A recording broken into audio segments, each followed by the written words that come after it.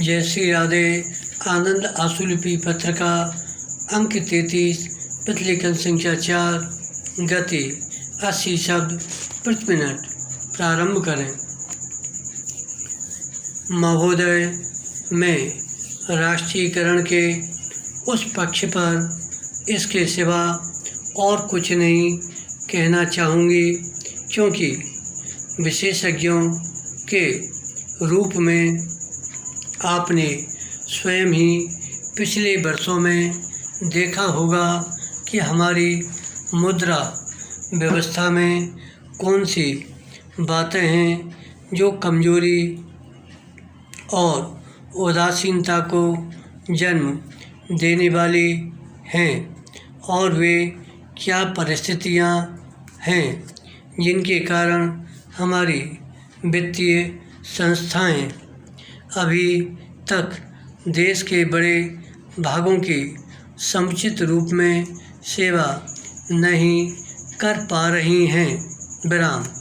अखबारों के अलावा अन्यत्र भी यह शिकायत मिलती रही है कि बैंकों के राष्ट्रीयकरण के बाद अब उनकी कार्यप्रणाली पर राजनीतिक प्रभाव पड़ सकता है। विराम। कुछ समय से यह देखने में आ रहा है कि हमारे बहुत से पुराने विचारों की जगह नए विचार ले रहे हैं, और ऐसा परिवर्तन तभी आ सकता है जब सार्वजनिक स्वामित्व और नियंत्रण स्थापित हो। विराम। राजनीति को जीवन के अन्य अंगों से अलग कर सकना बहुत कठिन होता है। विराम। लेकिन यह बात न केवल यहाँ बल्कि इंग्लैंड जैसे देशों में स्वीकृत की जाती रही है। विराम। एक अंग्रेजी पत्र के कथन का मैंने संसद में भी उदाहरण दिया है कि जो कोई भी चाहता है कि परिस्थिति बनी रहे और वह गैर राजनीतिक व्यक्ति माना जाता है। विराम। पैरा।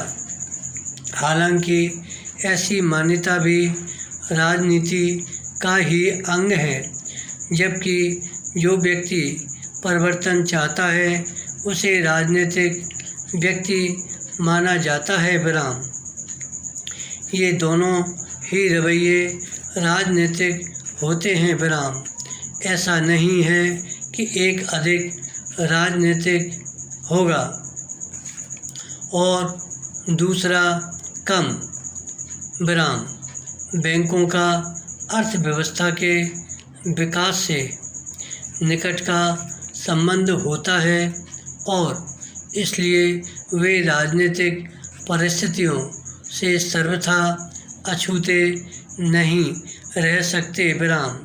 हमारे देश की वर्तमान राजनीतिक स्थिति की मांग है कि बैंकिंग सुविधाओं का अधिकाधिक विस्तार पिछड़े क्षेत्रों में कृषि, लघु उद्योगों आदि के लिए हो, और शायद बैंकिंग के कारोबार को बृहत्तर सामाजिक उद्देश्यों से जुड़ा होना चाहिए। विराम।